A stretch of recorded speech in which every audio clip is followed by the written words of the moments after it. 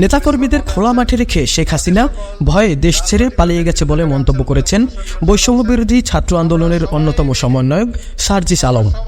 শুক্রবার রাতে পঞ্চগড়ের আটোয়ারী উপজেলার মির্জা গোলাম হাফিজ ডিগ্রি কলেজ মাঠে আয়োজিত মাসব্যাপী ঐতিহ্যবাহী রাসমেলার উদ্বোধনী অনুষ্ঠানের বক্তব্যে তিনি এই মন্তব্য করেন। তিনি আরও বলেন, যেই নেতাকর্মীদের শেখ হাসিনার উপর এত ভরসা করত তাদেরকে খোলা মাঠে রেখে ভয়ে সেই শেখ হাসিনা দেশ ছেড়ে পালিয়ে গেছে। মেলার উদ্বোধনী অনুষ্ঠানে অন্যান্যদের মধ্যে জেলা প্রশাসক সাবেত আলী, পুলিশ সুপার মিজানুর রহমান মুন্সি সহ প্রশাসনের ঊর্ধ্বতন কর্মকর্তা, বিভিন্ন রাজনৈতিক দলের নেতা ও মেলা কমিটির সদস্যরা উপস্থিত ছিলেন। স্মার্ট সংবাদ নিউজ ডেস্ক। উপস্থিত বিভিন্ন উপজেলা থেকে আগত ইউনো মহোদয়গণ, দীর্ঘায়ু কামনা করছি।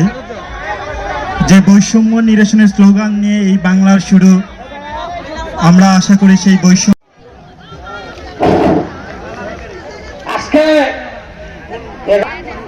আমাদের সভাপতি সাহেব প্রধানমন্ত্রী জেলা প্রশাসক উপস্থিত আছেন। প্রথম